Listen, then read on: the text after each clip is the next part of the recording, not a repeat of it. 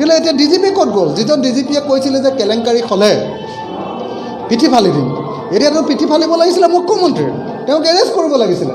যে মুখ্যমন্ত্ৰীয়ে আচলতে এই 30জন নিযুক্তি যে বেআইনীভাৱে দিছোঁ বুলি কৈছে, তাৰ কাৰণে তেওঁ প্ৰথমতে পদত্যাগ কৰা উচিত। 26,000 নিযুক্তি কেলেংকাৰী আছে নাই কেইদিনমানৰ পিছতহে গম পাম। তাৰপিছতে হয়তো কোনোবা এজন বিধায়কে ক'ব যে হিমন্ত বিশ্ব শৰ্মাৰ দিনত মই 50জন মানুহক নিযুক্তি দিছিলোঁ। এতিয়া কিমান দিনৰ মূৰত? 98 চনৰ পৰা এতিয়াহে আমি গম পালোঁ যে এজিপি চৰকাৰৰ দিনত এনেকুৱা কেলেংকাৰী হৈছিলে। এইটো আমি কেইদিনমানৰ পিছত গম পাম, এতিয়াতো গম নাপায়। পইচা খুৱাই কোনোবাই চাকৰি ল'লে ক'ব নেকি আপোনাক? এইটোতো নকয়। মই নাজানো, এইটো তদন্ত হোৱাৰ বিষয়, মই নাজানো। এইটোতো এনে কৈ দিয়া কথা নহয়, হয়নে নহয় কওক? APSCটো আমি আগতে ভাবি আছিলোঁ যে বৰ ভাল নিযুক্তি হৈছে, তাৰপিছত গম পালোঁ যে নাই APSCত একদম 90% মানুহেই 2 নম্বৰ কৰি ৰাকেশ পালৰ দিনত হেৰি দিছে, আৰু সেই কামটোত আকৌ হিমন্ত বিশ্ব শৰ্মাৰ নামটোও জড়িত হৈ আছে, হয়নে নহয় কওক?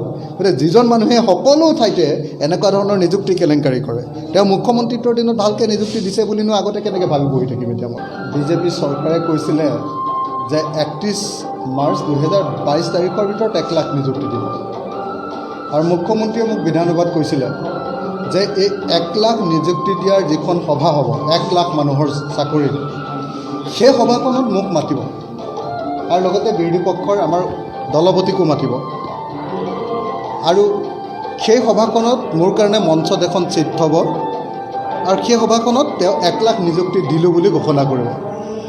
মই সেই সভাখনৰ কাৰণে ৰৈ আছিলোঁ ইমান দিন। তেখেতেতো কৈছিলে যে 1 লাখ নিযুক্তি আমি দি দিম, আৰু সেই প্ৰতিশ্ৰুতিটো 31 মাৰ্চ 2022 চনৰ ভিতৰত হোৱাৰ কথা আছিলে। সেইটো প্ৰথমতে পূৰণ কৰক, 1 নম্বৰ। 2 নম্বৰ, তেওঁলোকে প্ৰতিশ্ৰুতি দিছিলে যে 5 বছৰৰ ভিতৰত 2 লাখ নিবনুৱাক তেওঁলোকে চাকৰি দিব। এইটো আছিলে বিজেপি চৰকাৰৰ প্ৰতিশ্ৰুতি, এটাও প্ৰতিশ্ৰুতি পূৰণ হোৱা নাই। আৰু তৃতীয় প্ৰতিশ্ৰুতিটো আছিলে যে 2016 চনত তেওঁলোকে কৈছিলে যে অসমত 26 লাখ নিবনুৱা আছে, আৰু 26 লাখ নিবনুৱাকে তেওঁলোকে সংস্থাপিত কৰিব। এতিয়াতো অসমৰ ল'ৰা ছোৱালী কেৰেলা বেংগলোৰলৈ গৈ অসমৰ গাঁওবিলাক খালী হৈ গৈছে। গতিকে এনেকুৱা পৰিস্থিতিত মই ভাবোঁ যে বিজেপি চৰকাৰৰ যি প্ৰতিশ্ৰুতি আছিলে, সেই প্ৰতিশ্ৰুতি পালনৰ ক্ষেত্ৰত চৰকাৰ ব্যৰ্থ হৈছে। আনহাতে মুখ্যমন্ত্ৰীয়ে কৈছিলে, আপোনালোকে নিজে শুনিছে, সেইদিনা নিযুক্তি প্ৰক্ৰিয়াত যিটো কেইহাজাৰ মানুহক যে নিযুক্তি দিছে, সেই নিযুক্তিত তেওঁ নিজে কৈছে যে তেওঁ নিজে আগতে 30জন তেওঁৰ নিজৰ সমষ্টিৰ মানুহক ইণ্টাৰভিউ নোহোৱাকৈ চাকৰি দিছে। অৰ্থাৎ আমাৰ অসমৰ মুখ্যমন্ত্ৰীজন কেলেংকাৰীত জড়িত, নিযুক্তি কেলেংকাৰীত জড়িত। আমি আগতে শুনি আছিলোঁ যে তেওঁ APSC কেলেংকাৰীত জড়িত, আমি শুনি আছিলোঁ যে তেওঁ লুই বাৰ্জাৰ কেলেংকাৰীত জড়িত, আমি শুনি আছিলোঁ যে তেওঁ সাৰদা কেলেংকাৰীত জড়িত। অসমৰ কেলেংকাৰীবিলাকৰ মাষ্টৰ তেওঁ আছিলে। এতিয়া তেওঁ নিজে ঘোষণা কৰি দিলে যে তেওঁ নিযুক্তি কেলেংকাৰীটো জড়িত। তো গতিকে মুখ্যমন্ত্ৰীজনকতো গ্ৰেপ্তাৰ কৰিব লাগে। তেওঁ সেই বক্তব্য দিয়াৰ পাছত তেওঁ যি ভয়ংকৰ কথা কৈছে, সেই বক্তব্যৰ পিছত আচলতে মুখ্যমন্ত্ৰীজনক গ্ৰেপ্তাৰ কৰিব লাগে। গতিকে মই ভাবোঁ যে মুখ্যমন্ত্ৰীজনৰ এই বক্তব্যই অসমৰ মানুহৰ মান হানি কৰিছে। এজন কৰাপ্ট মানুহক, এজন দুৰ্নীতিগ্ৰস্ত মানুহক আমি অসমৰ মুখ্যমন্ত্ৰী পাতিলোঁ, যি ৰাজহুৱাকৈ কয় যে মই 30জন মানুহক ইণ্টাৰভিউ নোহোৱাকৈ চাকৰি দিছিলোঁ। আৰু যদি তেনেকুৱাকৈ ৰাজহুৱা কৰে তেতিয়াহ'লে এতিয়া ডিজিপি ক'ত গ'ল? যিজন ডিজিপিয়ে কৈছিলে যে কেলেংকাৰী হ'লে পিঠি ফালি দিম, এতিয়াতো পিঠি ফালিব লাগিছিলে মুখ্যমন্ত্ৰীৰ, তেওঁক এৰেষ্ট কৰিব লাগিছিলে।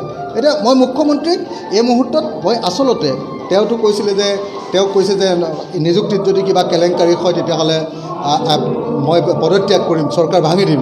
কিন্তু এতিয়া এই যে আগৰ নিযুক্তিত তেওঁ কেলেংকাৰী কৰিছিলে, তেওঁ তাৰ কাৰণে আচলতে পদত্যাগ কৰা হৈছে। এতিয়াতো কেইদিনমানৰ পিছত ওলাব কেলেংকাৰী হৈছে নে নাই।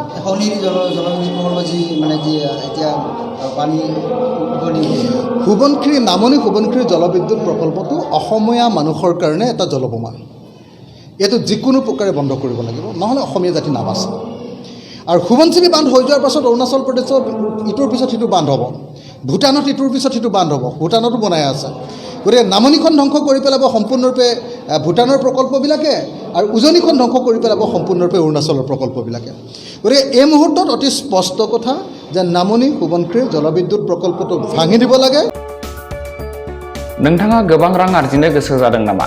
जुदि गोसो जादों अब्ला नोंथांनि थाखाय मोजां खौरां। New India technologies master franchise all Assam ATM service Hitachi ATM and Tata Indicash ATM फसंनानै नोंथाङाबो गोबां रां बुथुमनो हागोन। लाइमोनफोरनिफ्राय जागायनानै बैसो जानाय गासिबो बैसोनि सुबुंफोरानो बे फालांगिजों गोरलैनो रां आर्जिनो हागोन।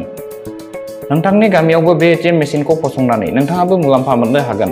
बांसिनै मिन्थिनो थाखाय 7002005072 एबा 9401230135 जानबुं अनजिमायाव दिनैनो सुलाद ला।